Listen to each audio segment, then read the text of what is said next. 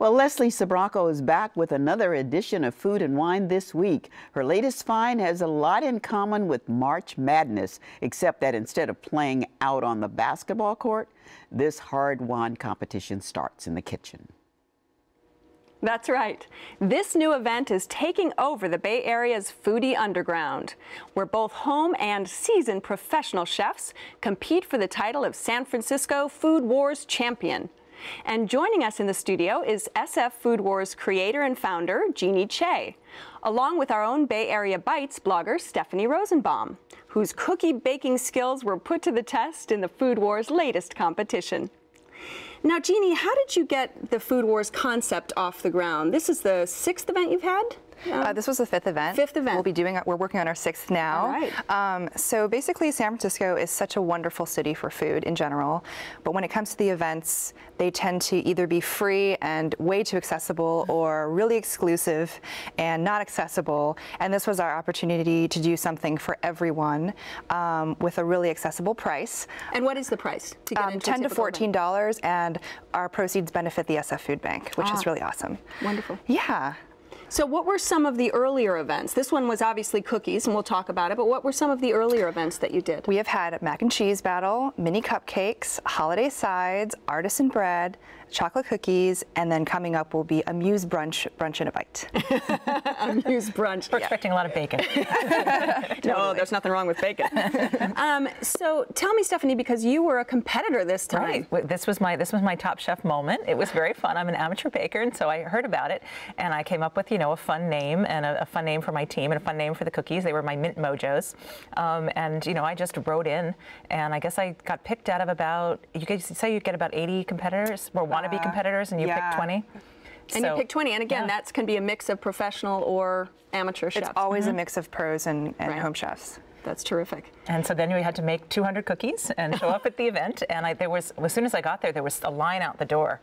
And we all set up our little cookie stations. And then everyone that bought a ticket got to come in and load up their plates with cookies. And so they actually get to taste too, because you have judges, right? Yes. So we have our judging panel, and they choose judges 1st, 2nd, and 3rd, and our eaters choose, they vote, they get one vote, but we have a People's Choice and a People's Choice Honorable Mention Award. Right, so if you're paying $14 or $10 to come into this event, you're getting to eat a lot of cookies. Totally. Is basically what you're saying. It's so worth it.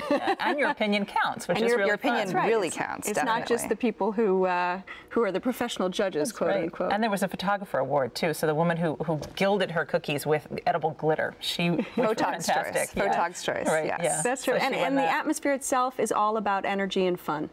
Totally. Celebrating food, being with other people who love food as well, and celebrating, enjoying it in San Francisco. Yeah. All right, well, we visited the event last Sunday, and this is what we found.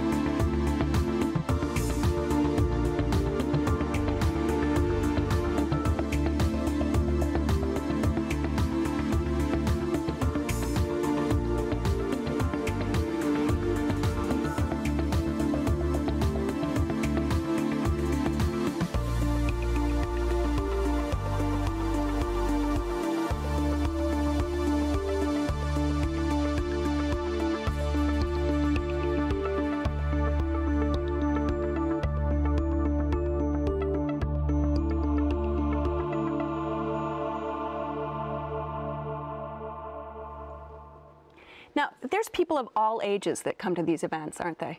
Oh yeah, we've had competitors as young as 12 and old as 70. Not lying. Yeah. Yeah. Well, you know, and people are lined up out the door. You sell out these tickets. I think that's fascinating. You sell out these tickets in minutes. Minutes, yeah.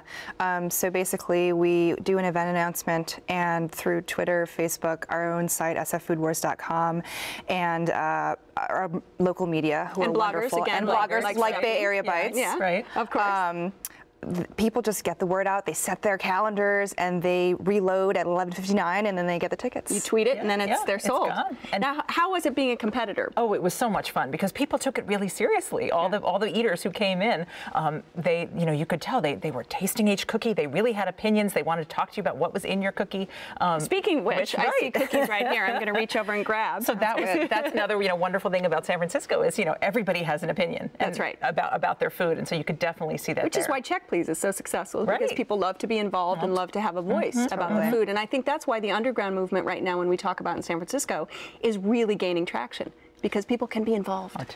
People want it's a lot more personal that way. That's right. Food gets more personal. All righty, ready to eat your cookies? Yes. I have to say thank you both for joining me today. You can find Stephanie's post along with the recipe for her cookies, photographs of the SF Food Wars event at kqed.org/Bay Area Bites, or watch Check Please Bay Area at kqed.org/Check Please. Until next time, cheers! Cookies and milk.